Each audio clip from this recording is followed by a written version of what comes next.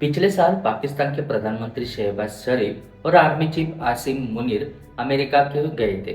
White house में Donald Trump से मुलाकात के दौरान वो अपने साथ एक खास सूटकेस लेकर गए थे। उस सूटकेस में रेयर अर्थ मिनरल्स रखे थे, अमेरिका को दिखाने के लिए।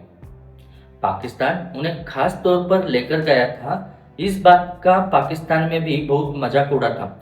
लोग कहने लगे थे कि देश के नेता किसी सेल्समैन की तरह दुनिया भर में घूम रहे थे, लेकिन पाकिस्तान का मकसद साफ था, किसी भी तरह विदेशी निवेश अपने देश में लाना।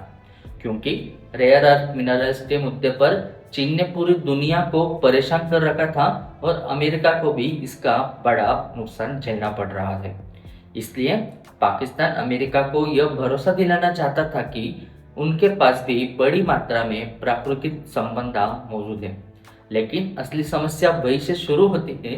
पाकिस्तान जिन रेयर अर्थ मिनरल्स की बात कर रहा है वो सबसे ज्यादा बलूचिस्तान में पाए जाते हैं। और बलूचिस्तान भले ही पाकिस्तान के नक्शे में दिखता हो, लेकिन जमीनी पर वहाँ पाकिस्तान का पूरा नियंत्रण नहीं है।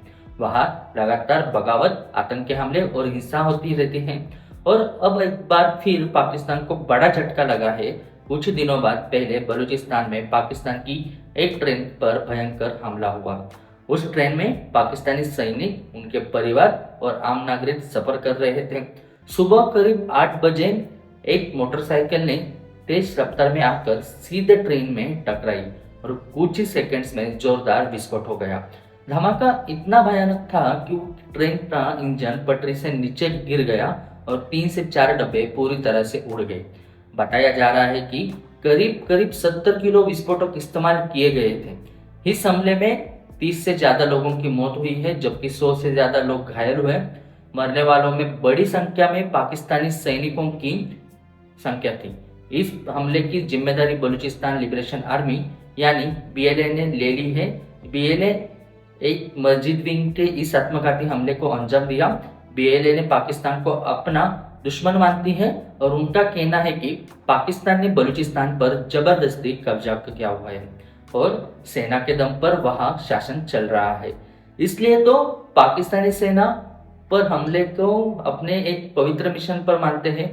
यह पहला हमला नहीं है। पिछले साल जाफर एक्सप्रेस ट्रेन को भी हाईजैक कर लिया था। पूरी ट्रेन कई दिनों तक उनके कब्जे में थी और ट्रेन हाईजैक होने की घटना दुनिया भर में चर्चा का विषय बनी थी।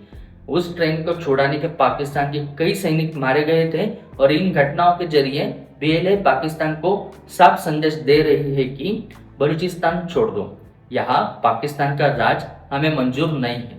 अब इस हालत में अमेरिका की चिंता भी बढ़ा दी है, क्योंकि अमेरिका पाकिस्तान में बड़े स्तर पर निवेश करने की तैयारी में कर रहा था, खास कर रेयर अर्थ मिनरल्स, सोना, तांबा, कोयला और दूसरी प्राकृतिक संपदा के उत्खनन के लिए।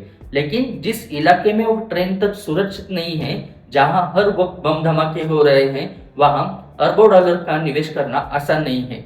यही वजह है कि अब अमेरिका भी असमंजस में दिखाई दे रहा है।